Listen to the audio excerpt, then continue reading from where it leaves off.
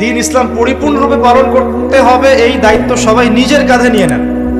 অন্যের দায়িত্ব বাদ দেন, নিজের দায়িত্বটাকে নিয়ে নেন নিজের উপর, যে আমি আল্লাহর জমিনে আছি, 60-70 হয়তো 100 বছর বাঁচবো, আল্লাহু আ'লাম, ঠিক আছে। আর যে যুগ পড়েছে এত বছরও মানুষ বাঁচবে কিনা আল্লাহ ভালো জানে, তাই না ভাই? এই কিছুদিন আগে করোনা এসেছিল, এক ধোঁয়ায় কতগুলো মানুষকে ধুয়ে দিল না, ধুয়ে দেয় জি। আচ্ছা, আরো আসতেছে। আমি দেখলাম গত 3 দিন আগে একটা নিউজ দেখেছি, সাইবেরিয়া একটা অঞ্চল আছে না, সাইবেরিয়া, এটা বরফে ঢাকা, এর নিচে কয়েকশো হাজার বছর আগের ভাইরাসগুলো এখন আস্তে আস্তে জীবিত হচ্ছে নাকি, নিউজ করেছে দেখবেন। কয়েকশো হাজার বছর আগের মাটির এই বরফের নিচে চাপা পড়া ভাইরাসগুলো আবার নাকি জীবিত হচ্ছে। এটা নিয়ে আবার বিজ্ঞানীরা শঙ্কা করছেন যে মহামারী আসতে পারে একটা। তো এই পৃথিবীতে 100 বছর বাঁচার মানে আসলে খায়েশ রাখাটা ঠিক হবে না, এত লম্বা হয়তো হায়াত আমাদের হবে না, আল্লাহ ভালো জানেন আমাদের কথা। তো এখন বিষয়টা হচ্ছে যে এই যে হায়াতটুকু আল্লাহ পাক দিয়েছেন, তার মধ্যে তো 30-40 বছর অলরেডি চলেই গেল আমাদের, হয়তো সামনে পড়ে আছে 10-20 বছর, আল্লাহু আ'লাম। এখন নিজের উপর যদি নিজের ফরজিয়াতটা না নিয়ে আসি যে আমার দায়িত্ব দিন ইসলাম পরিপূর্ণরূপে পালন করা, তাহলে সমস্যা না ভাই? মানুষের কথা বাদ দেন, কবরে তো একাই যাওয়া লাগবে নাকি? যার যার কবরে তো একাই যাওয়া লাগবে। স্ত্রী সন্তান, বাবা মা, আত্মীয় স্বজন, নেতা নেত্রী যাবে নাকি কবরে? যারা আজকে আমাদেরকে মোহগ্রস্ত করে রেখেছে, মোহগ্রস্ত বোঝেন, দুনিয়ার মায়া মোহর মধ্যে ব্যস্ত করে রেখেছে, কেউ কি যাবে? একটা হাদিস পড়লেই চোখে পানি চলে আসে। মাইয়াতকে রাখা হয় কবরে, আর মাইয়াত পায়ের খসখস শব্দ শুনতে পারে, তাকে যারা দাফন করতে আসছে তার পায়ের খসখস শব্দ সে শুনতে পারে। আল্লাহ পাক শোনায়, আল্লাহ পাক শোনালে মানুষ শুনবে না? আল্লাহ পাক যদি দেখায় মানুষ দেখবে না? তো আল্লাহ যদি কাউকে কিছু শোনান তাহলে তো সে শুনবে, সে দেখবে, সে বুঝবে। এরপরে যখন তারা চলে যায় তখন সে একা নিথর পড়ে থাকে। যদি মুমিন ব্যক্তি হয় তাহলে মাথার দিক থেকে নামাজ আসবে, এই যে ডান দিক থেকে যাকাত, বাম দিক থেকে রোজা, পায়ের দিক থেকে অন্যান্য সৎ আমলগুলো এসে তাকে সঙ্গ দিবে। ফেরেশতারা প্রশ্নোত্তর পর্ব করবেন, সে ইনশাআল্লাহ তাআলা বুক ফুলি উত্তর দিয়ে দিবে ইনশাআল্লাহ। এখন দেখেন, এই যে প্রশ্ন করা হবে মান রব্বুক, কে তোমার রব, দুনিয়াতে যে আল্লাহর দ্বীনই পালন করছে না সে কি উত্তর দিতে পারবে নাকি? মান রব্বুক, কে তোমার রব, আল্লাহর সাথে দুনিয়াতে শিরিক করছে, তো শিরিকের পাপে থাকলে কি মান রব্বুক উত্তর দিতে পারবে? জিজ্ঞেস করা হবে মা দিন, তোমার দিন কি, যে দিন ইসলাম আংশিক মানে আংশিক মানে না, উত্তর দিতে পারবে? আল্লাহ পাক বলছেন উদখুলু ফিস সিলমি কাফা, তোমরা পরিপূর্ণ রূপে ইসলামে প্রবেশ করো। আল্লাহ কি বলছেন আংশিক রূপে প্রবেশ করো? বরং আংশিকতার শাস্তি আল্লাহ পাক বলছেন। সূরা বাকারা পড়ে দেখেন, 85 নম্বর আয়াত, নাম্বার বলে দিলাম 84-85। আল্লাহ বলছেন আফাতুমিনুনা বিবাদিল কিতাবি ওয়া তাকফুরুনা বিবাদ, তোমরা কি আল্লাহর কিতাবের কিছু অংশ মেনে চলবে আর কিছু অংশকে ছেড়ে দিবে? ফামা জাযাউ মান ইয়াফআলু যালিক ইল্লা খিজয়ুন ফিল হায়াতিদ দুনিয়া, যারা এরকম আদর্শে চলবে, কিতাবের কিছু অংশ মানি কিছু অংশ মানি না, আল্লাহ বলছেন দুনিয়াতেই তাদেরকে লাঞ্ছিত করে দিব আমি। এই যে পুরো বিশ্ব জুড়ে মুসলিমদের উপর লাঞ্ছনা আসে নাই, এইটাই কারণে আসছে। আমরা কিতাবের কিছু অংশ মানি কিছু অংশ মানি না। কিতাবের কিছু অংশ আমরা মানি ঠিকই, কে বলছে নামাজ রোজা হজ যাকাত আমরা মানি না? আমরা মানি তো, কিন্তু সুদটা ছাড়তে যান, দেখেন মানে কিনা। সুদের করাল গ্রাসে এই পুরো বিশ্বের অর্থনৈতিক সিস্টেমটা এখন হুমকির মুখে পড়ে আছে। যে প্রবাসীরা আপনারা এখানে আছেন অনেকে, আপনাদের রেমিটেন্স থেকেই তো চলে রিজার্ভ, এটা একটা অন্যতম সোর্স। যারা ইকোনমিক সেকশনে পড়াশোনা করেন বা করেছে তারা জানেন, বুঝবেন। তো এই পরিশ্রমের ফসল, মাথার ঘাম পায়ে ফেলে কি অবর্ণনীয় কষ্ট সহ্য করে যে এই কাজগুলো করে মানুষ। আমরা যতবার অ্যাব্রোডে গিয়েছি, যাওয়ার সুযোগ হয়েছে, আমরা দেখেছি প্রবাসীদের যে কি কষ্ট, খাওয়ার কষ্ট, থাকার কষ্ট, ঘুমের কষ্ট। সুবহানাল্লাহ, কয়েকদিন আগে আমি কক্সবাজার একটা সফর ছিল, ওখানে যে একদম শেষ পয়েন্ট যেটা নাফ নদীর সামনে টেকনাফ, ওই পর্যন্ত আমরা একটু ঘুরতে গিয়েছিলাম, ঘোরার জন্য। ওখানে বিজিবিদের ক্যাম্প, বিজিবি সদস্যদের ক্যাম্প আছে। কি যে অবর্ণনীয় কষ্ট স্বীকার করে তারা সীমান্ত পাহারা দেয়, কল্পনা করতে পারবো। এত কষ্ট, 4 থেকে 5 ঘন্টা ঘুমানোর সময় পায়, 24 ঘন্টা কি 30 ঘন্টার মধ্যে। তার মধ্যে 1 ঘন্টা সময় দেওয়া হয়, 1 ঘন্টার মধ্যে তার খাওয়া, গোসল, তার যে ইস্তেঞ্জা, তার বাসায় কথাবার্তা বলে 1 ঘন্টা। ওই যেখানে দাঁড়িয়ে আছে ওইখানেই দিন হচ্ছে রাত হচ্ছে। খুব ভালোবাসা তারা আমাকে, আলহামদুলিল্লাহ। আমাকে বলছে যে আপনার লেকচার শুনি, মাশাআল্লাহ। তো আমাদের কষ্টের কথাগুলো একটু বললেন মানুষকে। তো বললাম যে আপনাদের কষ্টের কথা মানুষকে বললে মানুষ বুঝবে না। কখন বুঝবে? যখন তাদেরকে ওই জায়গায় দাঁড় করা দেওয়া। যারা উপরে আছে ওদেরকে একবার করে ডিউটি দেওয়াবেন, তাহলে বুঝবে যে কষ্ট কাকে বলে। বুঝতে পারেন নাই? সেনাবাহিনীর সদস্যদের যে কষ্ট, এগুলো আপনারা বুঝবেন। পুলিশ প্রশাসনের ভাইরা আছে না, যে কষ্ট করে, এই কষ্টগুলো মানুষ আসলে কি জন্য করছি আমরা? উত্তর কি? যদি এই কষ্টের উদ্দেশ্য হয় শুধুই দুনিয়া, তাহলে এই কষ্ট দুনিয়াতেই শেষ হয়ে যাবে। আর যদি এই কষ্টের উদ্দেশ্য হয় দুনিয়া এবং পরকাল, যে আমি এর সাথে দিনের স্বার্থ জড়িত থাকে, প্রত্যেকটা সেকেন্ড আপনি নাকি পাবেন ইনশাআল্লাহ। একটা হাদিস এসেছিল, ওনাদেরকে শোনাইছে হাদিসটা, যে একটা হাদিস এসেছে যে মুসলিম রাষ্ট্রের সীমান্ত পাহারা দেওয়ার জন্য যারা এভাবে বিনিদ্র রজনী কাটায়, তারা এই যে তাহাজ্জুদ গোজার, সওম পালনকারীদের সমান নেকি পায়। ওই অবস্থা যদি ইন্তেকাল হয়ে যায়, শহীদ হয়ে যাবে ইনশাআল্লাহ। তো দেখেন ভাই, এই যে পরিপূর্ণ জীবন ব্যবস্থার কথা বলছি, প্রবাসীদের কথা থেকে এখানে আসছিলাম, যে তাদের যে কষ্ট, আমরা দোয়া করি যে আল্লাহ পাক তাদের যেন কষ্টগুলো লাঘব করে দেন এবং তাদের পরিবারগুলোকে আল্লাহ পাক যেন ইসলামিক পরিবার রূপে কবুল করেন। অনেক সময় দেখা যায় যে প্রবাসের স্বামী এদিকে বাসায় স্ত্রী পরকীয়া করতেছে, দেখেন নাই? কত ঘটনা এরকম ঘটতেছে। এরকম নিমক হারাম মহিলাদের সাথে সংসার করবেন না। সুন্দর মতো বসবেন, বসে সেপারেট করে দিবেন। এসব নিয়ে চলার কোনো মানে হয় না তো। আপনি প্রবাসে গিয়ে মাথার ঘাম পায়ে ফেলে রেমিটেন্স পাঠান, টাকা পাঠান, আপনার টাকা দিয়ে পরিবার চলে, সমাজ কল্যাণমূলক কাজ হয়, দেশের জিডিপি বাড়ে, রিজার্ভ বাড়ে। আপনার পরিবারের বউ এসে এই কাজ করবে? শান্তভাবে বসে চুপচাপ ছেড়ে দিন, দরকার নেই। দুনিয়াতে একটা শিক্ষা নিয়েছি, দুনিয়ার শিক্ষা হচ্ছে দুষ্ট গরুর চেয়ে শূন্য গোল অনেক ভালো। দুষ্ট গরুর চাইতে শূন্য গোল অনেক ভালো। আর মানুষ যখন আল্লাহকে পেয়ে যায়, হ্যাঁ, মানুষ যখন আল্লাহকে পেয়ে যায়, তখন সে দুনিয়ার আসল বাস্তবতা বুঝতে পারে, দুনিয়া কি জিনিস। আলী রাদিয়াল্লাহু আনহুর একটা বই পড়ছিলাম, উনার যে মানে দর্শনগুলা, উনার যে চিন্তা ভাবনাগুলো, উনার কিছু লেখা ছিল, কিন্তু এগুলো সব জায়গায় আসে নাই। এই বইগুলো সবাই পায় না, কিন্তু রেয়ার বই। তো ওখানে দুনিয়ার এক্সাম্পল দিচ্ছেন উনি বলছেন দুনিয়া এমন জায়গা যেখানে কেউ যদি ডুব দেয়, সমুদ্রে ডুব দেওয়ার মতো জাস্ট ডুব দেয়, তাহলে তার আমল, যত নেক আমল, সব আমল কমে আসবে। এটা কিন্তু বাস্তব। দুনিয়াতে ডুব দিবেন আপনি, দেখবেন আপনার নেক আমলগুলো কমে আসতেছে। তিনি বলছেন দুনিয়া হচ্ছে সাপের মতো। কেমন? সাপের মতো। ধরতে নাকি খুব সফট লাগে, ধরতে খুব, স্পর্শ করতে সফট মনে হয়, কিন্তু এর বিষ যদি একবার ঢুকে দেয় শরীরে, আর রেহাই নাই। কথাগুলোর গভীরতা অনেক। এক জায়গায় লিখছেন উনি যে আমি 2 শ্রেণীর মানুষকে নিয়ে খুব সমস্যা আছে। এক শ্রেণী হচ্ছে যারা জাহেল আবেদ, মানে ইবাদত করে, অনেক ইবাদত করে কিন্তু জাহেল, জ্ঞান নাই কিন্তু ইবাদত করে, এদেরকে নিয়ে আমি খুব সমস্যা আছে। আর এক শ্রেণী হচ্ছে যারা ব্যক্তিত্বহীন আলেম, এদেরকে নিয়ে আমি সমস্যা আছে। আলেম কিন্তু কোনো ব্যক্তিত্ব নাই, এই জন্য মানুষ তার কাছে আসে না, দূরে সরে যায়। ব্যক্তিত্বহীনতার কারণে অনেক আলেম থেকে মানুষ দূরে সরে যায়, কিন্তু একজন আলেম যদি ব্যক্তিত্বশীল হয়, মানুষ তার কাছে আসে। খেয়াল করে দেখবেন। তো উনি বলছেন আমি এই 2 শ্রেণীর মানুষকে নিয়ে সমস্যা আছে। আর পড়তে শুরু করলে মনে হয় যে পড়তেই থাকি। বলছেন যে আমি অনেক জায়গায় ঘুরলাম, অনেক কিছু দেখলাম, শুনলাম, বুঝলাম, শেষে গিয়ে বুঝলাম যে মানুষ শুধু স্বার্থের জন্যই মানুষের কাছে থাকে। তিনি বলছেন তুমি যদি ভালোবাসাকে বাড়াতে চাও তাহলে মানুষের সাথে খুব বেশি মেলামেশা করতে চাও, একটু কম মেলামেশা করো, একটু দূরত্বে থাকো, তোমাকে মানুষ ভালোবাসবে। আর তুমি যদি খুব বেশি ডুব দাও না, তখন তোমার মূল্য আর ব্যক্তিত্ব নষ্ট হয়ে যাবে। এক একটা কথা কতগুলো বলে শেষ করে, অনেক আছে।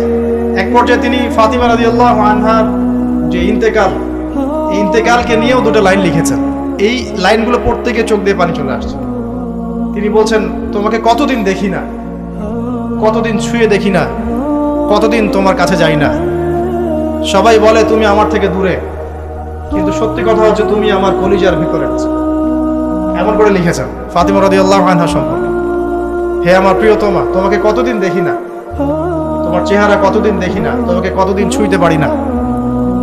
হ্যাঁ, সবাই বলে তুমি আমার থেকে দূরে চলে গেছো, কিন্তু আমি জানি তুমি আমার কলিজার বক্ষ পিঞ্জরে আছো, লিখেছে কবিতা। তো আপনারা একটু পড়াশোনা করবেন। স্পেশালি আমি আপনাদের এনকারেজ করি যে চার খলিফার জীবনী অবশ্যই পড়বেন, চার খলিফার জীবনী পড়বেন, সাহাবীদের জীবনী পড়বেন, তারা কিভাবে দিন শিখেছেন, বুঝেছেন, পালন করেছেন, প্রচার করেছেন, দিনের জন্য কত ত্যাগ স্বীকার করেছেন, এগুলো পড়বেন। আমি খুব রিকোয়েস্ট করি আপনাদেরকে যে আপনারা ইতিহাস পড়বেন। রাসূল সাল্লাল্লাহু আলাইহি ওয়াসাল্লামের জীবনী থেকে শুরু করে একদম অটোমান এম্পায়ার পর্যন্ত ইতিহাসগুলো পড়ে দেখেন, কিভাবে ইসলাম আজকে এই জায়গায় আসছে আপনি চিন্তাই করতে পারবেন। কত চড়াই উতরাই পেরিয়ে যে ইসলাম আজকে এই জায়গায় আসছে আপনি চিন্তাই করতে পারবেন। প্রিয় ভাইরা, আমাদের নবীজি সবচেয়ে ভালো মানুষ হওয়া সত্ত্বেও তাকে কিন্তু গালি খেতে হয়েছে এবং হত্যার চেষ্টাও করা হয়েছে। মনে রাখবেন, শুধু সৎ কাজের আদেশ করার নাম ইসলাম নয়, শুধু আংশিক বিষয় পালন করার নাম ইসলাম নয়, অসৎ কাজের নিষেধের নামও ইসলাম, এবং আল্লাহ নিষেধগুলো ছেড়ে দেওয়ার নামও ইসলাম। আল্লাহ পাক এটাই বলছে সূরা বাকারা 84-85-তে, তোমরা কি কিতাবের কিছু অংশ মানো, কিছু অংশ মানো না? ফামা জাযাউ মান ইয়াফআলু যালিকা ইল্লা খিজয়ুন ফিল হায়াতিদ দুনিয়া, দুনিয়াতেই আমি লাঞ্ছিত করে দেব এমন অপরাধ করলে। ইয়াউমাল কিয়ামা ইউরাদ্দুনা ইলা আশাদ্দিল আযাব, কিয়ামতের মাঠে সবচেয়ে যন্ত্রণাদায়ক শাস্তি এদেরকে দেওয়া হবে। কাদেরকে? যারা কিতাবের কিছু অংশকে মানি, কিছু অংশ মানি না। পারি না পারি, আগে আকীদা পরিষ্কার রাখবো যে ইসলামের প্রত্যেকটা বিষয়ের হেদায়েত আছে, এটাই চূড়ান্ত দিন, এর বাইরে কোনো দিন আল্লাহর কাছে গ্রহণযোগ্য হবে না। কেউ চর্চা করলে তা কশ্চিনকালেও কবুল করা হবে না। এবার আসেন, এর ভিত্তি কি? এর ভিত্তি হচ্ছে দুইটা। কয়টা? দুইটা। দুইটা থেকে আরো দুইটা এসেছে, এই দুইটা হচ্ছে মূল। নবী সাল্লাল্লাহু আলাইহি ওয়াসাল্লাম বলছেন, তারাকতু ফিকুম আমরাইন, আমি তোমাদের মাঝে রেখে গেলাম মাত্র দুটো বস্তু। কয়টা বস্তু? দুটো বস্তু। লান তাদিল্লু মা তামাসসাকতুম বিহিমা, তোমরা কশ্চিনকালেও পথভ্রষ্ট হবে না যতদিন পর্যন্ত এই দুটাকে আঁকড়ে ধরে থাকবে। কোন দুটা? এক নাম্বার আল কিতাবুল্লাহ, আল্লাহর কিতাব। দুই নাম্বার ওয়া সুন্নাতে নবীহি, তার নবীর সুন্নত। তো কোরআন এবং সুন্নত মিলেই কোরআন এবং হাদিস নয় কি? আচ্ছা, এখন আমাদের সামনে নবীজি নাই, আমাদের সামনে সাহাবায়ে কেরাম নেই, আমাদের সামনে তাবে তাবেঈন, চার ইমাম কেউই নাই, ওলামায়ে কেরাম আছেন, আর আমাদের সামনে আছে কোরআন এবং হাদিসের কিতাবগুলো। এই তো ইসলাম আমরা দেখছি, তাই না? এর বাইরে তো আমরা দেখতে পাচ্ছি না। সাহাবীরা না হয় সরাসরি নবীকে দেখে দিন পালন করেছে, তাই না? তারপরের জেনারেশন সাহাবীদেরকে দেখে করেছে, তারপরের জেনারেশন তাবেঈদের দেখে করেছে। আমরা তো কাউকেই দেখতে পাচ্ছি না। আমরা দেখছি কোরআন এবং হাদিসের কিছু কিতাব এবং ওলামায়ে কেরাম সামনে আছে। এই তো, এই দুইটা হচ্ছে ভিত্তি। এখন এখান থেকে আরো দুটো এসেছে, একটা হচ্ছে ইজমা, একটা হচ্ছে কিয়াস। এই দুটোও ইসলামের। অনেকে বলে ইজমা কিয়াস ইসলামে নাই, কোরআন সুন্নাহ এই দুটাই। ইজমা এবং কিয়াস গুরুত্বপূর্ণ, কারণ ইজমা, সাহাবীদের ইজমা, এটা একটা খুব গুরুত্বপূর্ণ জিনিস, এবং কিয়াস ছাড়া আপনি অনেক মাসআলা বের করতে পারবেন না। ইয়াবার শব্দ কোরআনে আছে না নাই? ইয়াবা নাম শুনেছেন? শুনেন নাই? না শুনলেই ভালো। তো এই শব্দটা কি কোরআনে আছে নাকি? নাই। কোরআনে মাদকের কথা আছে। কিসের কথা? মাদক। এখন কিয়াস দরকার নাই। এই যে একটা মাসআলা, একটা মূলনীতিকে কেন্দ্র করে আরেকটা মাসআলাকে বের করা, ইস্তেহাদ করার যে মূলনীতিগুলো, এগুলো কিয়াস থেকে আসে। এটা কিয়াস। এটা ছাড়া আপনি অনেক মাসআলাই বের করতে পারবেন না সমসাময়িক। তো অবশ্যই কোরআন, সুন্নাহ, ইজমা, কিয়াস চারটাই লাগবে। এখন কথা হচ্ছে, এইগুলো তো আর আমরা সরাসরি পালন করতে পারবো না। পারবো? বুঝাচ্ছি, একটু বোঝেন। মনে করেন সামনের দিনগুলোতে দেখবেন বিটকয়েন আসবে। কি কয়েন? হয়তো অলরেডি অনেক কান্ট্রিতে চলেও আসছে। এখানে কতদিন এটা লঞ্চ হবে আল্লাহ ভালো জানেন, কিন্তু বিটকয়েন মার্কেটে আসছে। এটাকে ক্রিপ্টোকারেন্সি বলে। কি বলে? পেপার মানি নিয়ে যে কথাগুলো বলেছিলাম, কিছু তো ফলেছে নাকি ভাই? কিছু তো ফলেছে। আচ্ছা, সামনে আরো ফলবে ইনশাআল্লাহ। সাস্টেইনেবল অ্যাসেট যেগুলো আছে, সেখানে সম্পদ ইনভেস্ট করেন। আপনার জমি জমা থাকলে চাষবাস করা শুরু করেন। সাস্টেইনেবল অ্যাসেট যেগুলো, সেগুলোতে ফোকাস করেন। এমন কোনো জায়গায় অনেক বেশি সম্পদ ইনভেস্ট করে দিয়েন না যেটা পরে আপনার মানে পথে বসার কারণ না হয়ে যায়। তো ক্রিপ্টোকারেন্সি মনে করেন চলে আসছে, এখন আপনি বোঝেন না ক্রিপ্টোকারেন্সি কি জিনিস, সেটা হালাল না হারাম, এটা জায়েজ না জায়েজ, এগুলো মাসালা কি সবাই জানে? জানে কি? এটার জন্য কোরআন সুন্নাহর জ্ঞান লাগবে, ইকোনমিক্সের জ্ঞান লাগবে না, পড়াশোনা লাগবে। এখন সরাসরি কোরআন এবং হাদিসের বইগুলো চর্চা করে আপনি কি এর সমাধান বের করতে পারবেন কিনা? পারবেন? আপনার কি সেই জ্ঞান আছে, যোগ্যতা আছে? আর সেই যোগ্যতা কি সবার আছে? অল্প কিছু মানুষের থাকতে পারে, যারা ওলামায়ে কেরাম, তাদের এই যোগ্যতা, তাদের মধ্যেও হয়তো কিছু মানুষের নাও থাকতে পারে না, কিন্তু বরেণ্য ওলামায়ে কেরাম যারা, তাদের মাঝে এগুলো থাকবে। এখন আপনি কি করবেন? কোরআন সুন্নাহকে পালন করার স্বার্থে ওলামায়ে কেরামের দ্বারস্থ হবেন এবং তাদের কাছে মাসলা মাসাইলগুলো জেনে নেবেন। তাহলে আপনি একা একা চর্চা করে বিভ্রান্ত হওয়ার সুযোগ থাকবে। এই বিষয়টা খেয়াল রাখবেন। এখন নতুন কিছু ফিতনা আসছে যে কিছু মানুষ, সবাই না, অল্প কিছু মানুষ কোরআন সুন্নাহ নিজে নিজে পড়াশোনা করেই সব কিছুর সমাধান বের করতে চাচ্ছে। এটা ঠিক না। সবকিছুর সমাধান বের করতে হলে মুস্তাহিদ হতে হবে, আর সবাই মুস্তাহিদ হতে পারবে না। সবাই কি আবু হানিফা রাহিমাহুল্লাহ হতে পারবে নাকি? সবাই কি ইমাম শাফিঈ হবে নাকি? সবাই কি আহমদ বিন হাম্বল হতে পারবে? সবাই কি ইমাম মালিক হতে পারবে? পারবে না। অতএব জ্ঞান চর্চার স্বার্থে, দিন পালনের স্বার্থেই ওলামায়ে কেরামের দ্বারস্থ হতে হবে, হকপন্থী ওলামায়ে কেরাম। এমন ওলামায়ে কেরামের কাছে আবার যায় না যার সকালে চা খাওয়ার সময় একটা ফতোয়া থাকে, বিকেলবেলা একটা মায়ের খায়, রাত্রে ফতোয়া আবার উল্টা যায়। এই জায়গায় আবার যায়, তাহলে সমস্যা। ঠিক আছে?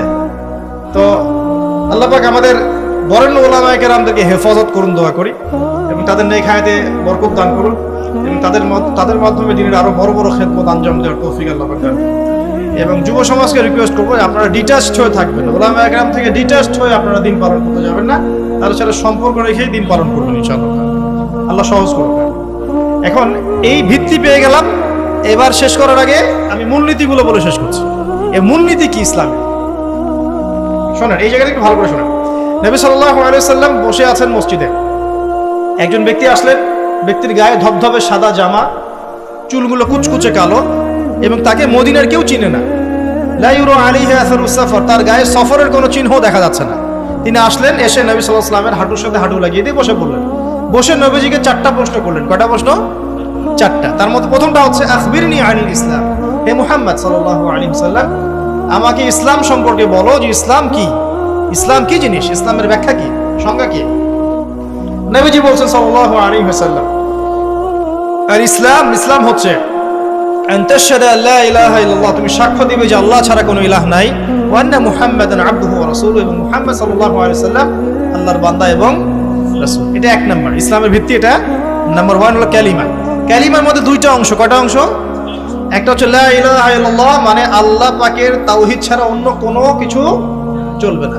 2 নাম্বার হচ্ছে মুহাম্মদুর রাসূলুল্লাহ, মানে নবীর সুন্নাত ছাড়া অন্য কোনো সুন্নাত চলবে না। সিম্পল।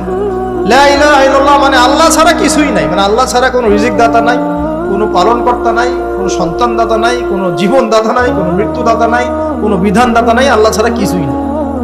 আল্লাহ পাকেই সব, আল্লাহ থেকে সব হয়। নাকি অন্য কোনো ইলাহ আছে? আস্তাগফিরুল্লাহ, অন্য কোনো ইলাহ আছে? নাই। তো এটা হচ্ছে শিরক মুক্ত তাওহীদের স্টেটমেন্ট। লা ইলাহা ইল্লাল্লাহ মানে শিরক মুক্ত তাওহীদ। শুধু এটা মুখের জিকির না, পালন করে দেখাতে হবে। যদি ইবাদত বন্দেগীতে আপনি আল্লাহর দাসত্ব করেন, সেজদা দেন, আল্লাহকে সেজদা দেন, ইবাদতে লা ইলাহা ইল্লাল্লাহ ঠিক আছে, অর্থনীতিতে গিয়ে আপনি সুদ খাচ্ছেন, আল্লাহর বিধান মানছেন না, ওখানে লা ইলাহা ইল্লাল্লাহ ঠিক নাই। বুঝতে পারছি না? জীবনের সব ক্ষেত্রেই লা ইলাহা ইল্লাল্লাহ আনতে হবে, তারপরে তো হবে লা ইলাহা ইল্লাল্লাহর কায়েম। নাহলে তো হইল না কিছু। 2 নাম্বার মুহাম্মদ রাসূলুল্লাহ মানে আপনি অন্যের মন করা কোনো আদর্শ, দর্শন, সুন্নাত ফলো করতে পারবেন না। আপনাকে মুহাম্মদ সাল্লাল্লাহু আলাইহি ওয়াসাল্লামকেই রোল মডেল মানতে হবে। এর নাম মুহাম্মদ রাসূলুল্লাহ। যদি কেউ মুহাম্মদ রাসূলুল্লাহ বলে অন্য কাউকে তার আদর্শ মেনে চলে, তাহলে মুহাম্মদ রাসূলুল্লাহ কেটে গেছে। এখানেও একই কথা।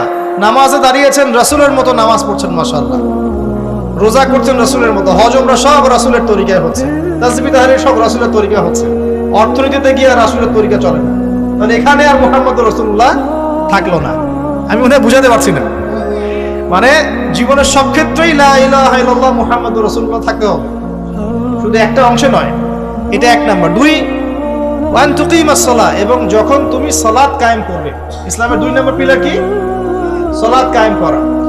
সালাতের বিষয়ে জাস্ট 2টো হাদিস বলে দিই আমি, তাহলে আপনার যথেষ্ট হবে ইনশাআল্লাহ।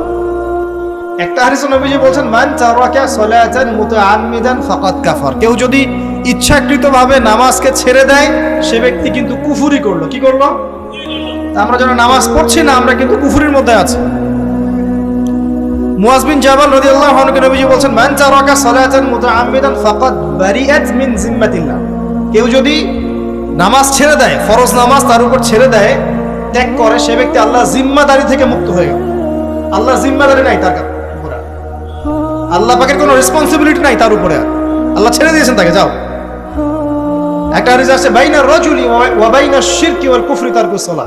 একজন আল্লাহর বান্দা আর একজন কাফের মুশরিকের মাঝে পার্থক্যই নামাজ। নামাজ নাই, ইসলাম নাই। শুধু আইওয়াস শোডাউন দিয়ে কিচ্ছু হবে না ভাই। 5 ওয়াক্ত নামাজ আগে ঠিকঠাক মতো পড়তে হবে না ভাই। আমাদের যুব সমাজ এখন রাত 3:30টায় খেলা দেখতে ওঠে,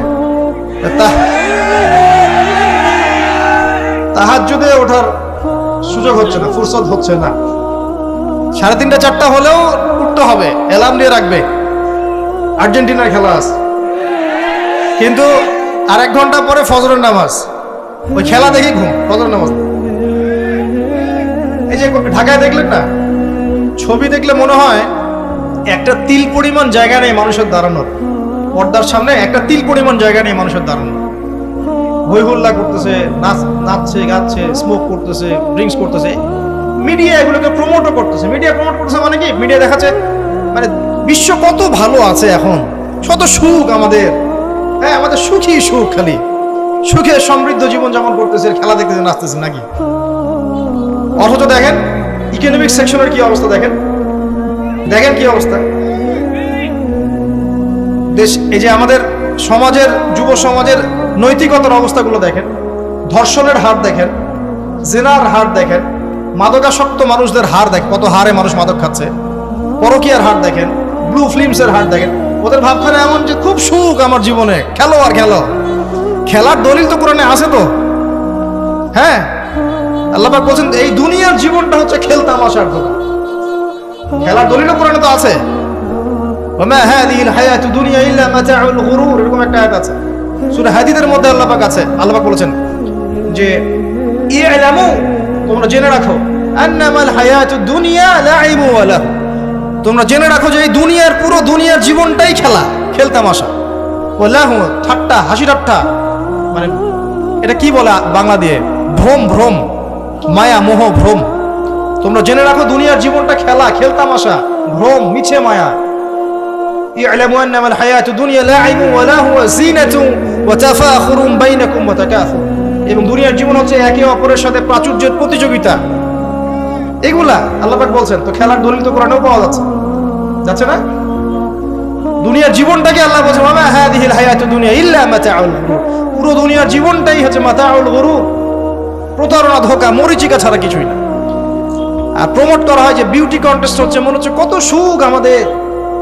হ্যাঁ, মেয়েরা একদম অর্ধনগ্ন, নগ্ন হয়ে ফ্যাশন শো করছে, প্রমোট করছে, দেখো এগুলো সবাই কি সুন্দর জিনিস, কত সুখ, কত সুখে আছি আমরা। খেলতেছে মানুষ, দেখো ব্রাজিল আর্জেন্টিনা খেলা হচ্ছে, কত সাপোর্টার, কত সুখ, কত মজা, কত লাজ্জাত দুনিয়াতে। হ্যাঁ, মানে কি প্রমোট করতেছে দেখেন।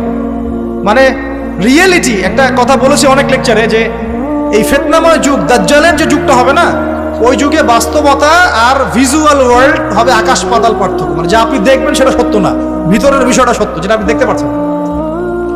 যা আপনি দেখবেন সেটা সত্য না, যা সত্য তা আপনি দেখতে পাচ্ছেন না। এটা হবে দাজ্জালের যুগ। কেমন? খিদিরের মতো। নৌকা ফুটা করলেন কেন? সন্তান হত্যা করলেন কেন? বাচ্চা হত্যা করলেন কেন? আর এই যে দেয়াল নির্মাণ করলেন কেন? 3টা ক্ষেত্রে মুসা আলাইহিস সালাম ভ্যাটো দিচ্ছেন, খিদির আলাইহিস সালাম বলছেন যে এর পিছনে কারণ আছে না? দাজ্জালের যুগটা এমন হবে, বাহ্যিক ভাবে যেটা দেখছেন চোখ দিয়ে এটা সত্য নয়, ভিতরে যেটা আছে ওটা সত্য। ভিতরটা সবাই দেখতে পারবে না, দেখতে হলে খিদির হতে হবে। ভিতরটা হচ্ছে যে সমাজ তো ডিস্ট্রয়েড, ম্যাসাকার হয়ে গেছে, সমাজের কাঠামোই ভেঙে গেছে আমাদের। এখন নারী পুরুষের যে ফাংশন চেঞ্জ হয়ে গেছে, ধর্ষণের হার দিন দিন বেড়ে গেছে, ইফটিজিং বেড়েছে, বেপরদামি বেড়েছে, নগ্নতা বেড়েছে, মাদক বেড়েছে, পরকীয়া বেড়েছে, কচি কচি বাচ্চা কাচ্চা মেয়েগুলোকে ধরে ধরে ধর্ষণ করা হচ্ছে। সমাজের কাঠামোই চেঞ্জ হয়ে গেছে, সমাজের সমকামিতা বেড়েছে, প্রচুর সমকামী। খেলতামাশা, দুনিয়ার জীবনটা খালি খেলতামাশা। আর আমাদের এই যুব সমাজ যাদের হাতে ইসলামের ভবিষ্যৎ আছে, ওদেরকে এইদিকে মোহাগ্রস্ত করে রেখে দেওয়া হচ্ছে।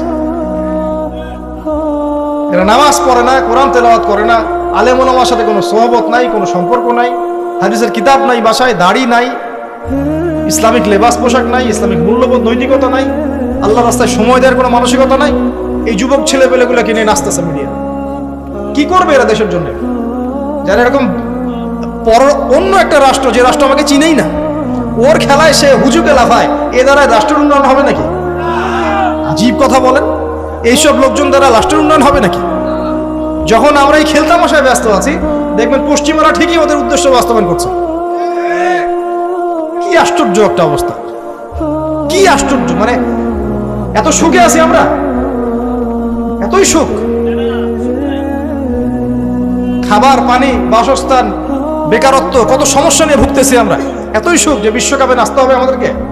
আবার এটাকে মুসলিম কান্ট্রির মধ্য দিয়ে জায়েজ করে নেওয়ার একটা পায়তারা চলছে। আয়োজন করেছে এক মুসলিম কান্ট্রি, খেলেছে আর এক মুসলিম কান্ট্রি। হ্যাঁ, এবার এটাকে দলিল নিয়ে এসে এটাকে জায়েজ করে একটা টেন্ডেন্সি চলছে, ফাইজলামি শুরু করছে। অথচ যেখানে যেখানে এগুলো হচ্ছে, তার পাশে ইয়েমেন পড়ে আছে, তার পাশে সিরিয়া পড়ে আছে, যেখানে লক্ষ লক্ষ মানুষ না খেয়ে পড়ে আছে। ইয়েমেনে লক্ষ লক্ষ শিশু না খেয়ে মরতেছে এখনো। দেখেন, 2013-14 সাল থেকে নিয়ে 2022 পর্যন্ত প্রায় 3.5 লক্ষ মানুষ মারা গেছে ইয়েমেনের এই ঘটনাগুলো, গৃহযুদ্ধ এবং এই যে আরব কান্ট্রিগুলোর মধ্যে কনফ্লিক্টের মধ্যে, এবং প্রায় 60% সেখানে বাচ্চা কাচ্চা। আমি এত টাকা পয়সা খরচ করে এগুলো আয়োজন আমরা প্রমোট করতেছি, এর 5% টাকা ওদেরকে দিলেই তো ওদের 3 বেলার খাবার হতো। সিরিয়ার মানুষগুলোকে দেখেন গিয়ে, ওখানে তো ওটা রঙ্গমঞ্চ হয়ে গেছে, মানে যে যার স্বার্থ এখানে ঢুকে। ওখানে ইসরায়েলও ঢুকছে, আমেরিকাও ঢুকছে, তুরস্কও ঢুকতেছে, ওখানে আগে রাশিয়া ছিল, ওখানে বাশার আল আসাদ সরকার, সব মিলে জগা খিচুড়ি অবস্থা একটা। মানুষের মানবতা, জীবনযাত্রা নাই, জীবনের কোনো মূল্য সেখানে নেই। প্রচুর মানুষ, ছোট ছোট ছেলে পেলে দেখবেন না খেয়ে ওখানে মারা, উদ্বাস্তুর মতো তাঁবুর নিচে জীবনযাপন করে। এটা দেখেন না চোখে? ওখানে একটা খেলা, হুদাই একটা খেলা নিয়ে এত লাফালাফি করতেছে, পাশে এতগুলো মানুষ না খেয়ে মারা যায়, কোনো খবর নাই। নিজে ভরপেট খাই, প্রতিবেশী অনাহারে থাকে, মুমিন হবে? কিসের ইসলাম ফলো করতেছি আমরা আসলে? আমরা যে ইসলামটা ফলো করতেছি এটা পশ্চিমাদের শেখানো ইসলাম। আমরা রাসূলুল্লাহ সাল্লাল্লাহু আলাইহি ওয়াসাল্লামের শেখানো ইসলাম ফলো করতেছি। আমার স্ট্রেট কাট কথা একটা, আমরা যে ইসলামটা ফলো করতেছি এটা হচ্ছে পশ্চিমাদের শেখানো ইসলাম। রাসূলুল্লাহ সাল্লাল্লাহু আলাইহি ওয়াসাল্লামের ইসলাম ফলো করলে আজকে আমাদের অবস্থাগুলো হতো না। আল্লাহ পাক আমাদেরকে বোঝার তৌফিক দান করুন। আমি শুধু ফাযাক্কির ইন্নামা আনতা মুযাক্কির, আল্লাহ পাক যে বলেছেন তুমি উপদেশ দাও, তুমি শুধু উপদেশ দাতা, লাস্তা আলাইহিম বিমুসাইতির, কারো প্রতি তুমি দারোগা নাও, আমরাও কারো প্রতি দারোগা নই। কিন্তু পুরো বিশ্বের প্রেক্ষাপটটাকে কোরআন সুন্নাহ দিয়ে ব্যাখ্যা করার দায়িত্ব আমাদের। কেউ গ্রহণ করলে করবে, না করলে করবে না। যে তার কবরে সে যাবে, আমার কবরে আমি যাব, সিম্পল, শেষ। সত্যটা স্পষ্ট করতে হবে। প্রিয় ভাইয়েরা, পরিপূর্ণ দিন পালন করে যুবকদেরকে বলবো, দেখুন শেষ করার আগে বলে দেই, নামাজ ছাইরেন না, লা ইলাহা ইল্লাল্লাহর উপর থাকেন, মুহাম্মদুর রাসূলুল্লাহ